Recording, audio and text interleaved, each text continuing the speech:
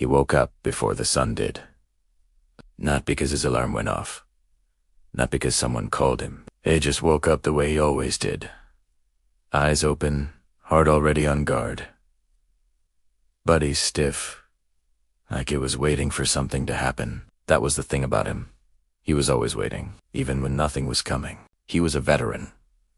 2 tours overseas. He had seen things that most people only read about in newspapers and quickly turned the page from. He had stood in places where the air itself felt dangerous. Had come home, which is more than some of the men he served with could say, and yet coming home had never really felt like it sounded. Home was supposed to be safe. Home was supposed to be warm. But for him, home was just another place where he had to figure out how to exist without falling apart. He was good at not falling apart. That he had mastered. The morning routine was the same every day. He got up, made coffee, black, no sugar, the same way he had made it since he was 19 years old. He stood by the kitchen window while it brewed and looked out at the street. Nothing ever happened on that street at that hour.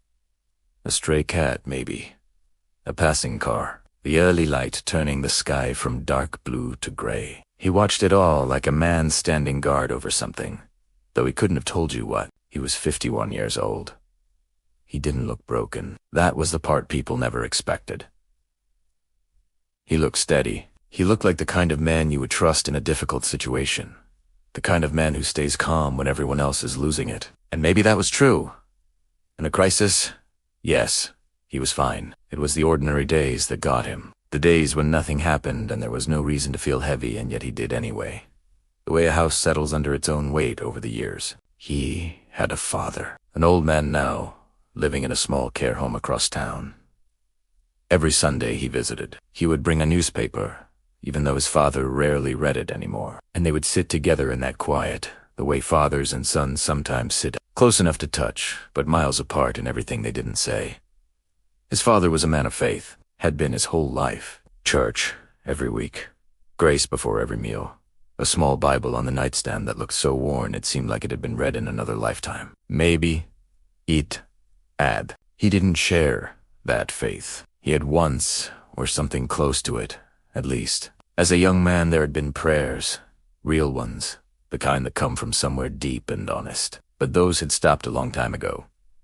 After the first deployment, after the first time he had to make a decision no one should have to make, and live with it afterward. He didn't stop believing out of anger.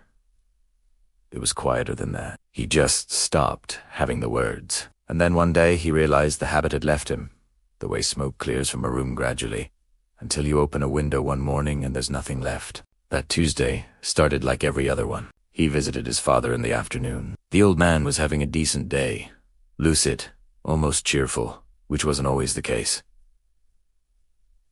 They talked about small things. The weather, a football match his father had half-watched on television. The food, his father always had an opinion about the food. At some point there was a silence, and his father looked at him with those old eyes that still saw too much, and he changed the subject before anything could be said that would require him to respond honestly. On the drive back, he stopped for petrol. It was a station he had used for years. Same place, same routine, same cashier most of the time behind the glass. He pulled in, got out, started filling the tank. The afternoon had gone gray and cool. A few other cars were there. Nothing unusual. He was thinking about nothing in particular, or maybe everything at once, the way a mind does when you stop directing it. That was when he saw the old man. He was standing near the edge of the car park, not waiting for anyone it seemed, not looking at his phone, just standing there. It was slight elderly, wearing a plain dark jacket, and there was something about how still he was that made him easy to notice. The world around him was moving cars, pulling in and out, someone talking too loud on a phone, a child dragging his feet behind his mother, and this man was completely still in the middle of all of it. Their eyes met. It was an accident, the kind of eye contact that happens all the time between strangers. A half-second of acknowledgement before both people look away and forget it ever happened. That was how it was supposed to go, but the old man didn't look away. He held the gaze. And then, slowly, he nodded. Not A polite nod. Not the quick, awkward kind you give a stranger who caught you staring. It was something else entirely. It was the kind of nod that said, I know you. Not your name. Not your story. But the thing underneath all of that, the weight you carry, the silence you live in, the years of holding everything together so nothing falls apart. I know that. The whole thing lasted maybe 3 seconds. He looked away first. He didn't know what else to do. He put the nozzle back, screwed on the cap, and got into his truck. He sat there with the engine running and didn't move. Outside, through the windscreen, he could see the old man was already gone. There 1 second and not the next. The way something becomes part of a scene so naturally you stop tracking it, and then suddenly you realize it has left and you can't say exactly when. He sat in that car park for longer than made any sense. He couldn't explain what was happening. Nothing had happened. A stranger had looked at him. That was it. There was no reason for his chest to feel like something had shifted inside it. There was no reason for his hands to feel different on the steering wheel. There was no reason for his eyes dry for years, disciplined into dryness, to feel suddenly, strangely warm. After a while, he reached into the glove compartment for his parking pass. His hand found something else first. An old chain, his dog-tag chain, from years back. He had forgotten it was in there. And bonnet, folded small and soft from age. A piece of paper, his mother's handwriting. She had been gone for 6 years. He recognized the handwriting the way you recognize a voice instantly, somewhere below thought.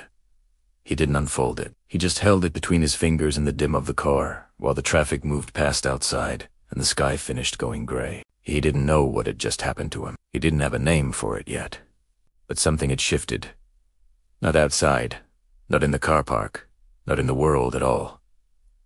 Inside him, in the sealed-off, locked-up, carefully managed place inside him where nothing had moved in a very long time. Something had moved.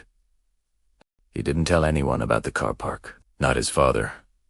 Not his neighbor, who sometimes knocked on Sunday evenings. Not the counselor he had seen twice a few years back before deciding he was fine, or at least fine enough. He kept it the way he kept most things. Quietly, in a place inside himself, where no one else was allowed in. But the thing about something that has already moved is that you can't put it back. The days that followed were ordinary on the outside. He woke up early, made his coffee, stood by the window. The things a man does when he is living alone and keeping himself busy on purpose. But the quality of those days was different. He noticed it the way you notice a change in weather before the sky actually changes something in the air, something in the light, something you can't quite name but can't ignore either. He started noticing things he had stopped seeing years ago. The sky at 5 in the morning, for instance. He had always been awake at that hour, but he had never really looked at it. Now, there was something about the way the darkness gave way that felt deliberate, unhurried and sure of itself. Like it had been doing this every day for 1,000 years and was going to keep doing it whether anyone watched or not. He stood at his kitchen window one morning and watched the whole thing from dark to gray to light and felt something he couldn't name settle in his chest. Not happiness, exactly. More like stillness. The kind of stillness that isn't empty. He went back to the petrol station the following week. He told himself it was a routine. Same station, same road. Nothing unusual about it. He pulled in, filled up, and then stood outside for a moment looking toward the far edge of the car park where the old man had been standing. There was no one there, just a low concrete wall and a bin, and the ordinary business of people coming and going. He went inside and asked the cashier, a young woman who had worked there for years and knew the regulars by face, if not by name, whether she had seen an elderly man standing outside the week before. Slight build, dark jacket, just standing quietly near the wall. She thought about it, shook her head. He nodded and paid for his coffee and went back to his truck. He sat there for a moment, and then, for the first time in longer than he could remember, something close to a smile crossed his face. Not a big smile, just a small, quiet one. The kind that comes when something happens that you can't explain and you decide, maybe for the first time, that not being able to explain it is okay. Sunday came, and he visited his father. The old man was having a slow day. Not bad, just slow, tired in the way that very old people get tired, as if living itself has become a gentle effort. They sat together in his room. The television on low in the corner. the afternoon light coming through the thin curtains. They talked about the usual small things, and then ran out of those, and the silence sat between them the way it always did. But this time, he didn't change the subject. He looked at his father, re-looked at him, at the worn hands resting on the blanket, at the small Bible on the nightstand, at the man who had carried his faith through hard decades without ever seeming to need to make a performance of it. And he asked the question that had been sitting at the back of his throat for longer than he realized. Do you think God still listens to men like me? He hadn't planned to say it. It came out the way honest things sometimes do, suddenly, like something that had been waiting for the right door to open. His father didn't answer straight away. He didn't rush to reassure him. He didn't quote anything or launch into a speech. He just closed his eyes for a moment, the way a man does when he is going somewhere inside himself to find the truest thing he has. And then he opened them and reached across the blanket and put his old hand over his son's hand and held it there. That was all. No words. Just that. The weight of an old man's hand and the silence of a room in the late afternoon. It was Zanuga. It was more than enough. Something in him that had been clenched for 15 years. Quietly, without his permission, the way a fist closes when a person is afraid. Loosened. He didn't cry. He just sat there with his father's hand over his and let the moment be what it was. That evening he went home and stood in his kitchen for a while. Then he went to the bedroom and opened the drawer at the bottom of the wardrobe. He knew exactly what was in there. He had known for years. He just hadn't been ready to deal with it. The Bible his mother had given him was at the bottom, under some old papers and a photograph he didn't look at. Took it out. It was heavier than he remembered. Or maybe he was just noticing the weight of it properly for the first time. He brought it into the kitchen and set it on the table next to his coffee mug. He didn't open it that night. He just left it there. The next morning it was still on the table when he came down. He made his coffee. He stood by the window for a while. The sky did its thing. Dark, too gray, too light. Slow and certain. Then he sat down at the table and looked at the Bible for a long time. He thought about the old man in the car park. He thought about that nod. 3 seconds that had somehow undone something years of therapy and time and keeping busy had not managed to touch. He thought about his father's hand. He thought about his mother, who had pressed this book into his hands before he left for his first deployment and said, not dramatically, just quietly and plainly, "Keep this with you." He had. He just hadn't opened it in a very long time. It opened Italiano, not to any particular place, just wherever it fell. The pages were soft from years of his mother's handling. There were small pencil marks in the margins in her handwriting under lines, little stars. A word here and there that meant something to her and now meant something to him, simply because her hand had put it there. He read for a while. Not performing it, not trying to feel something. Just reading. Letting the words sit in the room with him the way his father's hand had sat on his hand. Without demand, without pressure. Just present. He didn't have some great arrival that morning. There was no light from the ceiling. No sudden certainty that everything was now fixed. He was still the same man who woke too early and made his coffee black and stood guard over a quiet street for no reason. He still carried the weight of the things he had done and seen and survived. None of that disappeared, but something had changed. Not outside him, not in the kitchen, not in the street, not in the world. Inside him, in the part of him that had been sealed off and silent and carefully managed for so long that he had started to mistake the silence for peace. It wasn't peace. He could see that now.